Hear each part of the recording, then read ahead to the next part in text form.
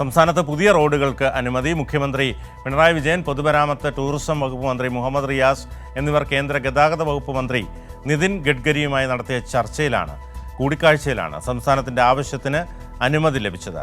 കാസർഗോഡ് മുതൽ തിരുവനന്തപുരം വരെയുള്ള ദേശീയപാത 66 2025 ഡിസംബറോടെ യാഥാർത്ഥ്യമാകും. വിവരങ്ങൾ അബ്ദുൾ റഷീദ് നൽകും.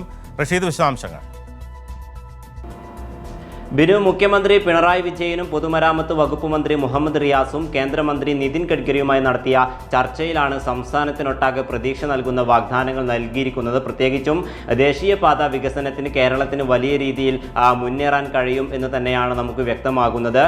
നിലവിൽ കാസർഗോഡ് മുതൽ തിരുവനന്തപുരം വരെയുള്ള ദേശീയപാത 66 പ്രവർത്തനങ്ങൾ ഈ യോഗത്തിൽ ചർച്ച ചെയ്തിരുന്നു. വിവിധ ജില്ലകളിലായി ഈ റോഡുകളുടെ പ്രവർത്തനങ്ങൾ ക്രമീകരിച്ചിട്ടുണ്ട്. എന്തായാലും ഇതിൽ വലിയ പുരോഗതിയുണ്ട്. ഈ 2025 ഡിസംബർ അവസാന വാരത്തോടു കൂടി ഈ റോഡ് യാഥാർത്ഥ്യമാക്കാൻ കഴിയുമെന്ന ഒരു ഉറപ്പ് കൂടി മന്ത്രി മുഹമ്മദ് റിയാസ് പങ്കുവച്ചു. ഒപ്പം ആദ്യഘട്ടം, ഈ റോഡിൻ്റെ ആദ്യഘട്ടം 2025 മെയ്യിൽ പൂർത്തിയാക്കുമെന്നും മന്ത്രി ഉറപ്പ് നൽകിയിട്ടുണ്ട്. അതോടൊപ്പം സംസ്ഥാനത്തെ വിവിധ ദേശീയ പാതകൾ പുനർക്രമീകരിക്കുന്നതിനും ഒപ്പം പ്രവർത്തനങ്ങൾ നടത്തുന്നതിനും കേന്ദ്രം അനുമതി നൽകിയിട്ടുണ്ട്. പ്രത്യേകിച്ചും 7 ദേശീയപാതകളിലായി 460 കിലോമീറ്ററിൽ പുനഃപ്രവർത്തനങ്ങൾ നടത്തുന്നതിനാവശ്യമായ അംഗീകാരം ഇപ്പോൾ കേന്ദ്രമന്ത്രി നൽകിയിരിക്കുകയാണ്. അതോടൊപ്പം സംസ്ഥാനത്തെ 17 ദേശീയ പാതകളുടെ പ്രവർത്തനത്തിനും കൂടി ഇത്തരത്തിൽ കേന്ദ്രം അനുമതി നൽകിയിട്ടുണ്ട്. എന്തായാലും സംസ്ഥാനം നേരത്തെയും ഈ സ്ഥലം ഏറ്റെടുപ്പുമായി ബന്ധപ്പെട്ട്